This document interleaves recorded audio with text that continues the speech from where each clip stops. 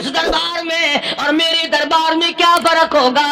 وہ کافر کا دربار ہے، یہ شہنشاہ کائنات کا دربار ہے، رحمت للعالمین کا دربار ہے، ساقی کوثر کا دربار ہے، شافی محشر کا دربار ہے، اللہ کے محبوب کا دربار ہے، آمنہ کے در یتیم کا دربار ہے، فاطمہ الزہرا کے ابا کا دربار ہے۔ اور بلال جلدی کر میرے دربار میں کافر کی بیٹی آئے، میں اس کا بھی پردہ کروں گا۔ یہ تو پہلے بتاؤ کہ تم مسلمان بھی ہو کہ نہیں؟ مسلمان یوں ہوا کرتے، آنکھ مسلمان والی نہیں، زبان مسلمان والی نہیں، ہاتھ مسلمان والا نہیں، دل مسلمان والا نہیں، نیت مسلمان والی نہیں، یہ مسلمانی ہے؟ صحابہ اکرام رضوان اللہ تعالی علیہ مجمعین، اللہ تعالیٰ کی کروڑ رحمتیں نازل ہو حضرات صحابہ اکرام کی قبروں پہ۔ دربار رسالت ہے، سب کہہ دو صلی اللہ علیہ وسلم۔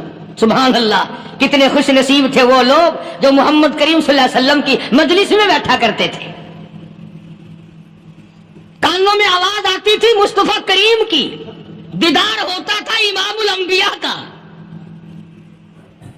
کتنے خوش نصیب تھے یہ لوگ۔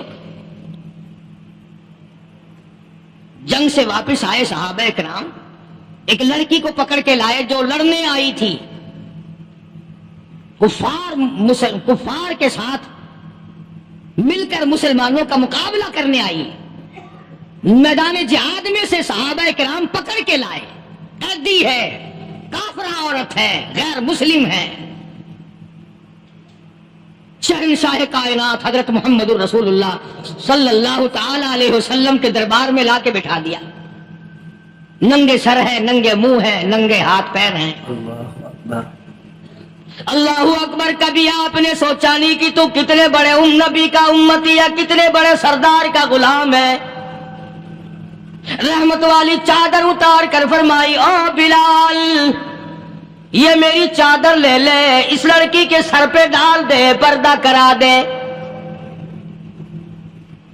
عرض کیا گیا کسی کافر کی لڑکی ہے، یہودی کی لڑکی ہے، عیسائی کی لڑکی ہے، غیر مسلم کی لڑکی ہے، میدان جہاد سے گرفتار کر کے لائی گئی، قیدی لڑکی ہے، لڑنے آئی تھی، مارنے آئی تھی، اسلام کی دشمن ہے، دین کی دشمن ہے، قرآن کی دشمن ہے، مذہب کی دشمن ہے، خدا اور اس کے رسول کی دشمن ہے۔ اللہ تعالیٰ کے نبی حضرت محمد کریم صلی اللہ علیہ وسلم نے فرمایا، او لوگو ٹھیک ہے، لڑکی کافر کی ہے، کفر کی حالت میں پلی ہے، کفر لانے آئی ہے، کفر کو بچانے آئی ہے، اسلام کا مقابلہ کرنے آئی ہے، اسلام کو مٹانے کے لیے آئی ہے، پر اے میرے دیوانوں یہ تو بتاؤ، اپنے باپ کافر کے دربار میں بھی ننگے سر بیٹھے اور میں کالے کملی والے کے دربار میں بھی ننگی بیٹھے۔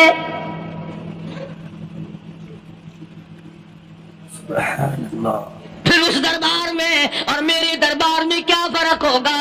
وہ کافر کا دربار ہے، یہ شہنشاہ کائنات کا دربار ہے، رحمت للعالمین کا دربار ہے، ساقی کوثر کا دربار ہے، شافی محشر کا دربار ہے، اللہ کے محبوب کا دربار ہے، آمنہ کے در یتیم کا دربار ہے، فاطمہ الزہرا کے ابا کا دربار ہے۔ اور بلال جلدی کر میرے دربار میں کافر کی بیٹی آئے، میں اس کا بھی پردہ کروں گا۔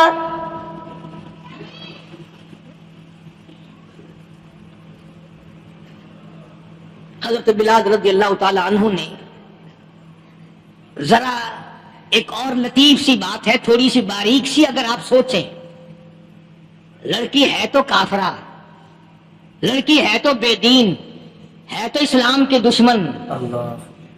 میں تو کئی مرتبہ سوچا کرتا ہوں کہ واہ لڑکی تیرا مقدر، ہے تو کافر کی بیٹی، خود بھی کافرہ ہے، مگر مقدر تو دیکھو، امام الانبیاء کی چادر سر پہ ڈالے بیٹھی ہے۔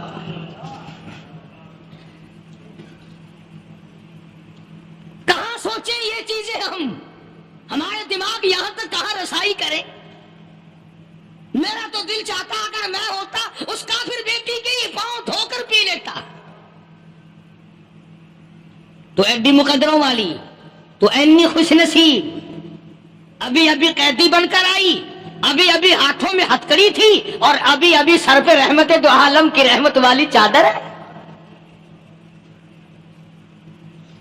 اور پھر آپ نے پوچھا اب تو کیا چاہتی ہے؟ کیا چاہتی ہے؟ اللہ اکبر، کہنے لگی میرے گھر پہنچا دو. لا الہ الا میں اپنے گھر جانا چاہتی ہوں. 2 نوجوان صحابہ کو بلایا, فرمایا کہ انسانی رشتے کا تقاضا ہے, لڑکی نے ہم سے پناہ مانگی اور اپنے گھر جانا چاہتی ہے, ہم نے اس کو معاف کر دیا, جاؤ گھر چھوڑاؤ. اب گھر پہنچانے کا مطلب یہ تو تھا نہیں کہ حسین گائی پہنچا دو, دولت گیٹ پہنچا دو, خدا جانے کتنی دور گھر ہوگا, لڑنے جو آئی تھی. یوں لکھا ہے علماء اکرام نے, ذرا توجہ کریں. اور سچی بات تو یہ ہے, اپنے دامن میں بھی ہاتھ مار کے دیکھو کہ ہم کیسے ہیں. محمد رسول اللہ صلی اللہ علیہ وسلم کے 2 جوان دیوانے ساتھ ساتھ اس کے چلتے ہیں, ایک ادھر چل رہا ہے ایک ادھر چل رہا ہے. جنگل کا راستہ ہے, رات بھی راستے میں آئی ہے. نوجوان لڑکی کا بیان ہے, اپنے بھائی کو جا کے کہتی ہے یہ 2 نوجوان میری ساتھ راستہ چلتے آئے, میری ساتھ سفر طے کرتے آئے, پر اے میرے بھائی جان, رب کائنات کی قسم مجھے تو یوں معلوم ہوتا تھا دونوں اندھے چل رہے. مجال ہے میری طرف نظر اٹھائی ہو.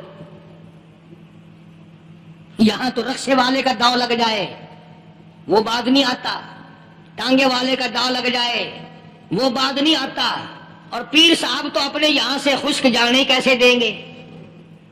کیوں جانے دیں؟ کیا مطلب؟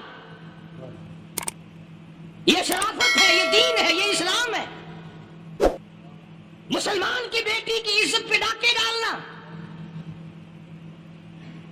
خدا کی قسم اگر اسلام کی حکومت ہو اور جس نبی کا تو نام لے کر جنت میں جانا چاہتا ہے, اگر نبی کا قانون زندہ ہو, قرآن کا قانون عدالت میں ہو, آنکھیں نکال دی جائیں.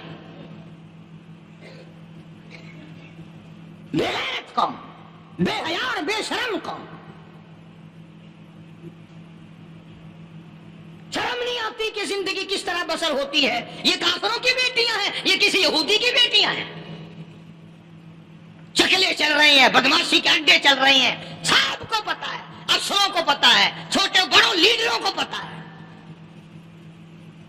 کون روکے, کس لیے روکے؟ سبحان اللہ. پھر یاد رکھو بات محمد کریم صلی اللہ علیہ وسلم کی, فرمایا جس ملک میں جس شہر میں زنا ہوگا, اللہ کے نبی نے فرمایا وہ جس دن برباد ہوگا آواز بھی نہیں آئے گی.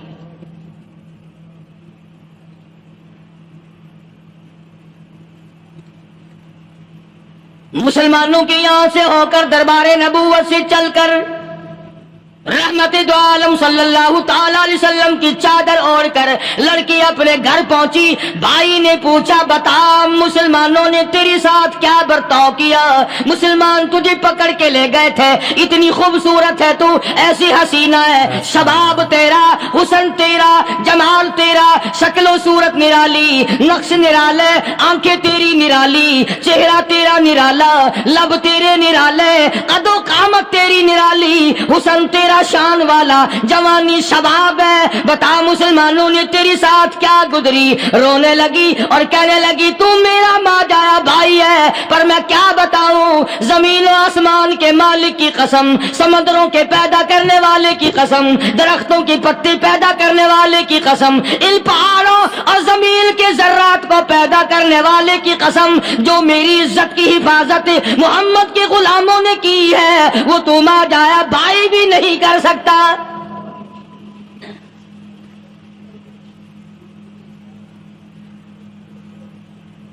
صداقت صداقت ہوتی ہے, حقیقت حقیقت ہوتی ہے, چھپتی تو نہیں. کاغذ کے پھولوں سے خوشبو کیسے آئے گی؟ پلاسٹک کے پھول گلاب کے بنا کر سرانے میں لگانے تو آسان ہے, مگر گلاب کی خوشبو نہیں تم لا سکتے. سبحان اللہ, سبحان اللہ. ارے وہ بھائی بھی تھا تو کافر, پھر بھی مقدروں والا نکلا. انہوں نے تو کفر چھوڑ دیا, اور ہم سے ریت نہیں چھوٹتی, رسمیں نہیں چھوٹتی, ہم سے شرک نہیں چھوٹتا, ہم سے بدعات نہیں چھوٹتی. بھائی کہتا ہے بہن کو, توجہ کرو, کبھی دنیا میں انصاف کی بات کرنے والے لوگ بھی زندہ تھے.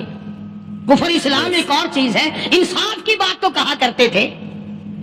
بھائی کہنے لگا بہن سے کہ میری بہن, چادر تیرے سر پہ نبی کی, کالی کملی والے کی چادر تیرے سر پہ ہے، یہ اس کے دیوانے تجھے ساتھ لے کے آئے ہیں اور انہوں نے تیری عزت اور آبرو کی حفاظت کی ہے، تو یہ بتا کلمے سے خالی آئی؟ ایسے دربار سے خالی آ گئی؟ ماشاءاللہ کھانا لوٹ رہا وہاں تو خالی تو نہیں آ گئی؟ بہن کہنے لگی کہ ہاں خالی آئی ہوں، مطلب یہ کہ میں نے کلمہ نہیں پڑھا، ایمان قبول نہیں کیا، دین قبول نہیں کیا، اسلام اور اس کا مذہب میں نے قبول نہیں کیا۔ بھائی کہنے لگا تف ہے تجھ پر، تجھے ایسے دربار سے خالی اٹھتے شرم نہ آئی؟ اور دربار رسالت ہو خالی آ گئی؟ کیا بات کہی ہے عورت نے، سبحان اللہ، اللہ اکبر۔ کہنے لگی 2 وجہ سے میں نے کلمہ نہیں پڑھا، دل میرا چاہ رہا تھا، اندر میرا کہتا تھا کہ جب میرے سر پہ یہ چادر آئی میرا تو دل چاہتا تھا کہ لپٹ جاؤں قدموں سے آقا کے۔ بھائی میرا دل چاہتا تھا میں کھڑی ہو جاؤں دربار میں اور یوں کہوں میرا دل ہو تیرا گھر ہو، میرا دل ہو تیرا گھر ہو، تیرا در ہو میرا سر ہو۔ تمنا مختصر سی ہے مگر تمہید طولانی۔ میں نے کلمہ 2 وجہ سے نہیں پڑھا۔ پہلی وجہ تو یہ کہ جب تو سنتا، تجھ تک یہ بات پہنچتی کہ میری بہن نے کلمہ پڑھ لیا، تو شاید تیرے دماغ میں یہ بات نہ آ جائے کہ میری بہن سے مسلمانوں نے زبردستی کلمہ پڑھوایا ہوگا، اس لیے میں نے نہیں پڑھا۔ تیرے دماغ میں یہ بات نہ آئے کہ مسلمانوں نے مجبور کر کے، قیدی بنا کر کے جو لے گئے تھے، مجبور کر کے کلمہ پڑھایا اور میری بہن نے ڈر کے مارے کلمہ پڑھا۔ کلمہ پڑھنے کا پختہ پروگرام ہے، مزہ تو اب آئے گا نا، یہاں سے آزاد ہو کر جاؤں گی۔ اور دوسری بات اس نے اور پتے کی کہی، کہنے لگی بھائی میں نے کلمہ اس لیے بھی نہیں پڑھا کہ بہن جنت میں جائے بھائی دوزخ میں جائے، اصل میں تجھے لینے آئی ہوں، دونوں چل کر اس دربار کی غلامی کریں گے۔ میں نے یہ خوف کھایا کہ میرا بھائی غصے میں آ کر کفر پر اور مضبوط نہ ہو جائے، اس لیے مجھے آنے کی کوئی ضرورت نہیں تھی۔ اور کہنے لگی او میرے بھائی وہ دربار کوئی واپس آنے کا تھوڑا ہی ہے، وہاں تو جو گیا قربان ہو گیا، جو گیا قربان ہو گیا۔ چلو چلتے ہیں دونوں بہن بھائی آ کر حضور اکرم صلی اللہ علیہ وسلم کے ہاتھ پہ کلمہ پڑھ کر مسلمان بن جاتے ہیں۔ وہ نبی کی ایک بات دیکھ کر کلمہ پڑھ کر مسلمان بن گئے۔ ہمارے سامنے لاکھوں حدیثیں، ہزاروں قرآن کی آیتیں ہیں، پر ہم آج تک مسلمان نہ بنے۔ اللہ اللہ، جب مرضی آئی نماز پڑھ لی، جب مرضی آئی زکوٰۃ دے دی، جب مرضی آئی قرآن پڑھ لیا، جب مرضی آئی دین ایمان کر لیا، مرضی آئی چوری کر لی، مرضی آئی ٹھگی مار لی۔ اس کا نام دین نہیں ہے، اس کا نام ٹھگی اور فریب ہے۔ اس لیے قرآن کریم نے للکار کی کہا تأمرون الناس بالبر وتنسون انفسکم وانتم تتلون الکتاب۔ دوسروں کو اسلام کا نام لیتے ہو، دوسروں کے سامنے مسلمان بنتے ہو، حالانکہ تم کتاب پڑھتے ہو اللہ کی۔ افلا تعقلون، سوچتے کیوں نہیں ہو کہ تم کدھر چلے ہو؟ کیا پروگرام بنائے بیٹھے ہو؟ زندگی کا لاہ عمل یہ تو نہیں ہونا چاہیے جو تم نے بنایا ہوا ہے۔ اور آگے فرمایا تأمرون الناس بالبر وتنسون انفسکم وانتم تتلون الکتاب افلا تعقلون واستعینوا بالصبر والصلاة۔ اگر تکلیف آئے، پریشانی آئے، کوئی مصیبت آئے تو صبر اور نماز کے ساتھ قائم رہو۔ یعنی صبر نماز کے بغیر حاصل نہیں ہوگا، اور نماز قبول ہوگی تو صبر خود بخود آ جائے گا۔ چنانچہ اللہ والوں کی زندگی کا مطالعہ کرو، کتابیں اور حالات پڑھ کر کے دیکھو کہ انہوں نے ساری عمر میں ایک ایک نماز بھی ضائع نہیں ہونے دی، تمام عمر میں ایک ایک نماز ضائع نہیں ہونے دی۔ اور ہم لوگوں کی جوانی یوں ہی بیت جاتی ہے، جوانی یوں ہی گزر جاتی ہے۔ اسی کو کہتا ہے کہ کچھ نہ پرواہ کی میرے دین کی، آج میں تمہاری پرواہ کیسے کروں؟ وَإِنَّهَا لَكَبِيرَةٌ إِلَّا عَلَى الْخَاشِعِينَ۔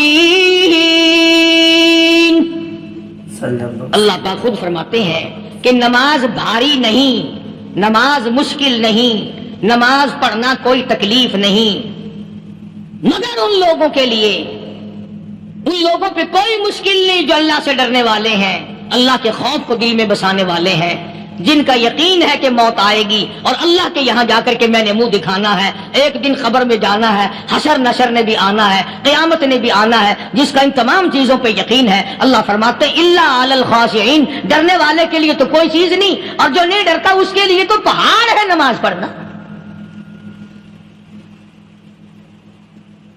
صحابہ کرام نے تو ایسی ایسی نمازیں پڑھی۔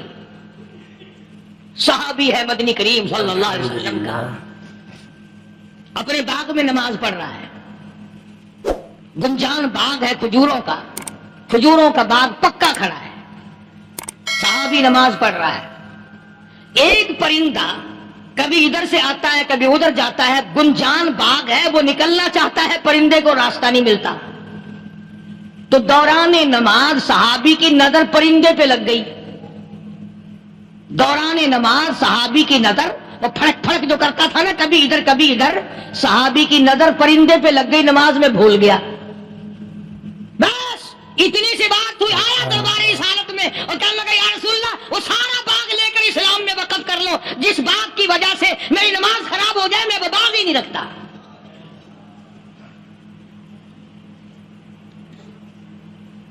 ہمارے یہاں بھی کوئی عظمت ہے نماز کی؟ کون پرواہ کرے؟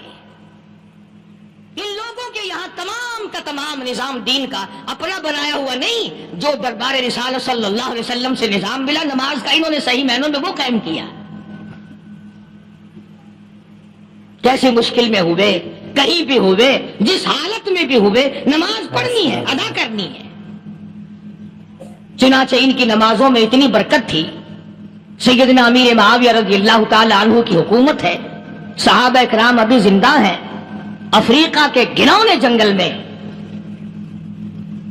بہت بڑے صحرا میں چھاونی بنانے کا پروگرام بنایا، بڑے جنگل ہیں، بڑے درخت ہیں، بڑی بھیڑ بھاڑ ہے، بڑے جانور ہیں، شیر ہیں، چیتے ہیں، گھگیاڑ ہیں، بڑے بڑے موذی جانور ہیں۔ تو اس علاقے کے لوگوں نے بتایا کہ تم مار کھاؤ گے، یہاں تو بڑے بڑے جانور تمہیں کھا جائیں گے، تم یہ کیا سوچ کر آئے ہو؟ تمہیں یہ نہیں چھوڑیں گے، جانور کھا جائیں گے، تمہیں یہاں چھوڑی بناؤ گے؟ صحابہ کہنے لگے نہیں، ہمارے پاس ہتھیار ہے۔ کمانڈر کہنے لگا، ایک صحابی تھا حضور اکرم صلی اللہ علیہ وسلم کے زمانے کا دیدار کرنے والا، بڑا دیوانہ پروانہ، کمانڈر نے اسے حکم دیا تو 2 وضو کر، 2 رکعت نماز ادا کر، اور 2 رکعت نماز ادا کرنے کے بعد درخت پہ چڑھ جا، اور درخت پہ چڑھ کر یہ آواز لگا، او جنگل کے ہاتھیوں، او جنگل کے بھگیاڑوں، او جنگل کے شیروں، او جنگل کے موذی جانوروں، اور ناگ وٹھوؤں، اور سانپ بیچھوؤں، اور فلاں جانوروں، اور فلاں جانوروں، ہم غلام ہیں محمد عربی صلی اللہ تعالی علیہ وسلم کے، اور میں تمہیں حکم دیتا ہوں 24 گھنٹے کی اجازت ہے، 24 گھنٹے کے اندر اندر تمام جنگل خالی مانگتا ہوں۔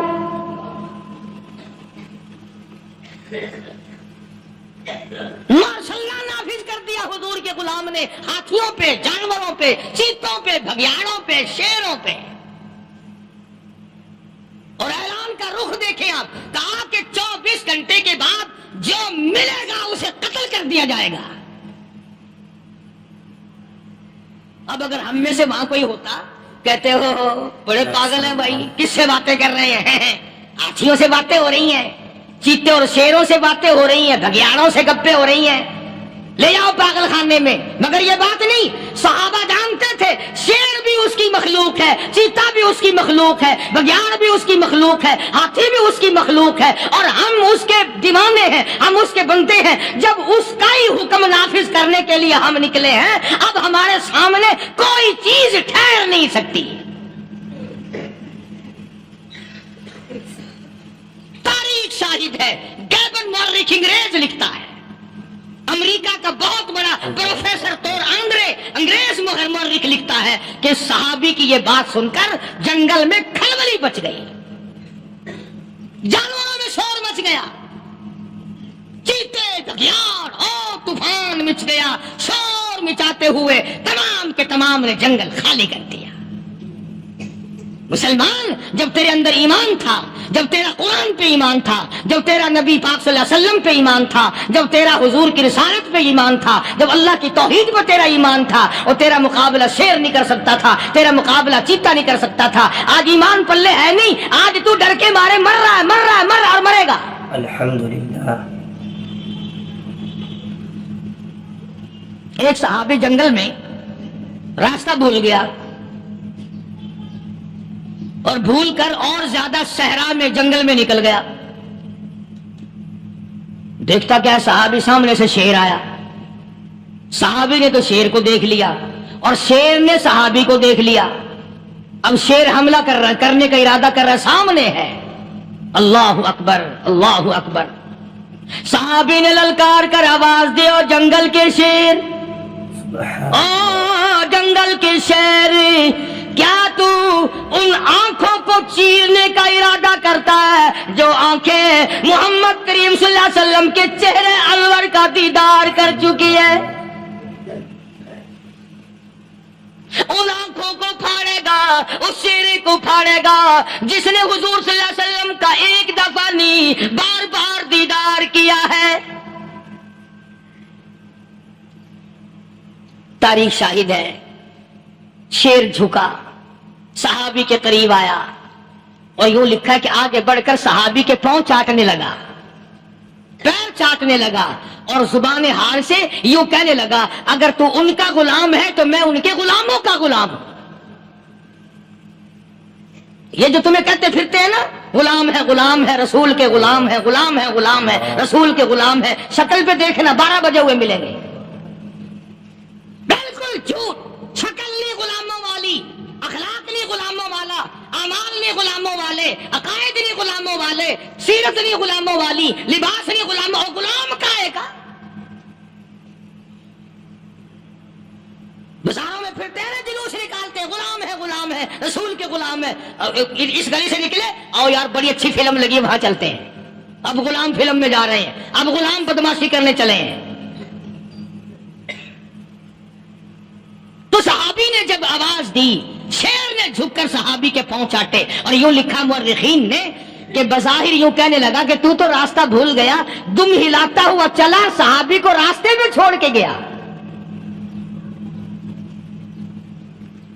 اور مورخین نے یہاں تک لکھا ہے کہ جب صحابی سے شیر واپس ہونے لگا تو بھڑبڑا رہا تھا، گویا صحابی کو اپنی طرف متوجہ کرتا تھا، اور اس کے بعد خوشامدانہ عاجزانہ پہلو سے یہ کہتا تھا کہ او جانے والے، جس کا تو دیدار کرے گا اس کو میرا بھی سلام کہنا، ان کی خدمت میں میرا بھی سلام عرض کرنا۔ کوئی ایک واقعہ نہیں ہے، مدینہ منورہ سے شام کے راستے میں شیر آ کر کے بیٹھ گیا، لوگوں کا راستہ بند ہو گیا، کوئی آدھی مدینے پاک میں واپس آ، اللہ ہر مسلمان کو مدینے پاک کی زیارت نصیب فرمائے۔ ہاں ہاں، مدینہ بڑی شے ہے، ہاں مدینہ نہ دیکھا تو کچھ بھی نہ دیکھا، ہاں الہی دکھلا دے مدینہ کیسی بستی ہے جہاں پر رات دن مولا تیری رحمت برستی ہے۔ وہ شہر نرالا، وہ گلیاں نرالی، وہ شاہراہیں نرالی، وہ گنبد خضرا نرالا، خدا کی قسم وہاں جو آسمان سے نور برستا ہے وہ بھی نرالا ہی ہے۔ کسی نے آ کر مدینے میں کہا کہ راستے میں شیر بیٹھا ہے، لوگوں کا راستہ روک رکھا ہے۔ عبداللہ بن عمر رضی اللہ تعالی عنہ، صوفی صحابی، کوئی ایڈا بہادرانہ کام کرنے والا بھی نہیں، لاٹھی نہیں مانگتا، تلوار نہیں اٹھاتا، نیزہ نہیں اٹھاتا، تیر نہیں لیتا، گولی کا سامان نہیں، تیر و تلوار کا سامان نہیں، کوئی چیز نہیں، بے دھڑک بے جھجک جا کر شیر کا کان پکڑ کے مروڑ کے صحابی کہتا ہے، تجھے کس نے اجازت دی حضور کے غلاموں کا راستہ روکنے کی؟ تجھے شرم نہیں آتی؟ تو سرکار مدینہ کے غلاموں کا راستہ روکے بیٹھا ہے۔ تاریخ شاہد ہے، دم ہلاتا ہوا جنگل کو بھاگ گیا۔ اور آج اولاد ہمارے کہنے کی نہیں، شیروں کو تو کیا منائیں گے، اولاد نہیں مانتی، بیوی نہیں مانتی، کچھ اپنا بھی قصور مانو نا، کچھ گڑبڑ ہے نا اندر۔ اختر شیرانی نے بڑی عجیب بات کہی، اسی کو کہتا کہ یہ عذر امتحان ہے، جذبہ دل کیسا نکل آیا، یہ عذر امتحان ہے، جذبہ دل کیسا نکل آیا، میں الزام ان کو دیتا تھا، قصور اپنا نکل آیا۔ گریبان میں جا کر دیکھو، ٹٹول کر کے دیکھو، اپنی نیتوں کو ہاتھ مار کے دیکھو، اپنے عقیدے کو ٹٹول کے دیکھو، اپنے ایمان کو تلاش کر کے دیکھو، اپنی نظروں سے پوچھو، اپنی زبان سے پوچھو، اپنے پیٹ سے پوچھو، تیرے اندر کیسی روزی جا رہی ہے؟ کیوں کر ہم کامیابی سے ہمکنار ہوں؟ یہ خلقت پھر ہمارے لیے غیر کیوں نہ بنے؟ یہ سارا جہان ہمارا دشمن کیوں نہ بنے؟ صحابہ تو ایسے بے دھڑک تھے، کسی شہنشاہ کی پرواہ نہیں کیا کرتے تھے، کسی شہنشاہ کی پر اللہ والے نہیں کرتے تھے۔ تم تو بڑے پیروں کو ماننے والے ہو، پر جو میں بات بتاؤں گا پیر کی وہ نہیں مانو گے۔ مجدد الفسانی سرہندی سب کہہ دو رحمت اللہ علیہ، نقشبندی خاندان کے سربراہ ہیں، بہت بڑے بزرگ ہیں، پکڑ کر کے لے گئے حکومت والے، بادشاہ کو سجدہ کرانا ہے، بادشاہ کو سجدہ کرانا ہے۔ وہ کاہے کا سجدہ کرتے تھے؟ وہ کسی سے ڈرتے ہی نہیں تھے، اللہ والا کسی سے ڈرا ہی نہیں کرتا۔ تو یوں سنا کا انتظام کیا گیا کہ دربار کے قریب جا کر ایک دیوار بناؤ، اس میں ایک چھوٹی سا روشن دان دریچہ موری لگاؤ، جس میں سے جھک کر بندہ اندر داخل ہو، تاکہ ایک دفعہ جھک جائے صحیح، یہ پیر، یہ درویش، یہ قلندر، یہ ولی، یہ مولوی جو اکڑا ہوا نہیں، اسے جھکا لو جس طرح سے بھی ہو سکے۔ اب تمہاری نظروں میں تو ہماری کوئی قیمت نہیں، تم جو یہاں جمعہ پڑھنے آتے ہو، تمہارے خیال میں ہماری کوئی قیمت نہیں، وضو کیا، سنتیں پڑھی، جمعہ پڑھایا، بس ہمیں نہ کوئی جانتا ہے نہ کوئی پہچانتا ہے۔ تم کیا جانو کہ صوبائی ہوم ڈپارٹمنٹ میں ہمارے تذکرے، مرکز گورنمنٹ میں ہمارے تذکرے، کون سیدھا چل رہا ہے، کون الٹا چل رہا ہے، کون ہمارے لیے خطرناک ہے، اور تمہیں کیا پتا؟ ہمیں تو لوگ ڈبل سٹار لکھتے ہیں۔ مجدد الفسانی سرہندی رحمت اللہ علیہ کے لیے کھڑکی بنائی گئی، جھک کر داخل ہوگا، اسی بہانے سے جھک جائے گا۔ مگر اللہ والوں کو عقل اللہ ہی عطا کرتا ہے۔ جب وہاں گئے نا، انہوں نے کہا جی اس میں سے داخل ہو کے اندر چلنا ہے۔ مجدد صاحب نے پہلے دونوں پیر داخل کیے، بجائے یوں جھک کر داخل ہونے کے یوں لمبے ہو کے داخل ہوئے، پیر اندر پہلے داخل کر لیے، یعنی اور بے ادبی کی کہ پیر پہلے لیتے، میرے پاؤں ہے تیرا سر ہے، لاؤ ملاقات کر۔ اللہ والا جھکا ہی نہیں، پر اس اللہ والے کو یہ پتہ نہیں تھا کہ میں تو زندہ کے سامنے نہیں جھکتا، یہ مرووں کے سامنے جھکتے پھریں گے لوگ۔ انہیں یہ پتہ نہیں تھا کہ یہ قبروں کی مٹی چاٹتے پھریں گے، یہ رات دن شرک کی لعنت میں گرفتار ہو کر کے مریں گے۔ لگے ہوئے ہیں میلے، بھر بھر کے خلقت جا رہی ہے، پھوڑے پھنسی کا علاج ہوگا، بیماریوں کا علاج ہوگا، پانی چشمے کا پی آؤ، پانی چشمے کا پی آؤ۔ مخدوم رشید کے علاقے کے سارے سال اس کھڈے میں لوگ بھاگتے ہیں، اور انشاءاللہ یہ اس مہینے میں جا کر وہ گو کا ملا ہوا تبرک پی کے آتے ہیں، بڑا بہترین تبرک ہے وہ۔ نوح علیہ السلام کی قوم نے کشتی پخانہ کر کر کے بھر دی تھی نا، حضرت نوح علیہ السلام اللہ کے حضور میں رو پڑے، فرمایا دیکھ میرے رب، تو نے حکم دیا، کہاں سے لکڑیاں لایا، چختے چیرے، تختوں کو جوڑا، اتنی محنت کی، میں نے کشتی بنائی اور ان ظالموں نے ہگ ہگ کے بھر دی۔ فرمایا میرے نو گھبرانا، اگر انہی سے نہ چٹوا دوں تو میری خدائی کیا ہوئی؟ گھبرانا، 950 سال مار کھانے والے پیغمبر، میں تیرا ساتھی ہوں، تو کیوں گھبرایا؟ او کانوں تک لبا لب پخانا کر کر کر کے بھرتی، قوم میں بیماری پھیل گئی۔ جو عورت چلے کہاں چلی؟ کہ نوح علیہ السلام میں کشتی میں پخانا کرنے چلی۔ جو بڈھا پرانا پیپا دائے، بڑے میاں کہاں جا رہے ہو؟ کشتی میں پخانا کرنے چلا ہوں۔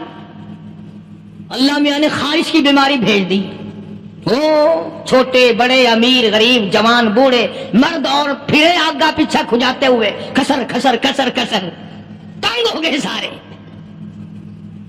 وہ ایک بڈھا بڑا خارش کا مارا ہوا تنگ بیمار بھی بعد نہ آیا. وہ کشتی کے کنارے پہ بیٹھ کے پخانہ کرنے لگا نا, پیر پھسل گیا دھڑم اندر تبرک کے, اب وہ ساری جان لتھڑ گئی, سارا سن گیا. باہر آ کے پانی پونی سے صاف کیا, وہ جہاں جہاں گندگی لگی تھی نا وہ خارش ہی ختم ہو گئی. چڑھ گیا درخت پہ, کہنے لگا آؤ خارش کی دوا مل گئی,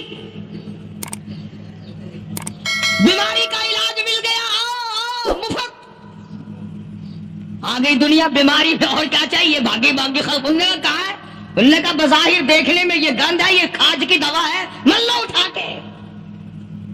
لب بھر بھر کے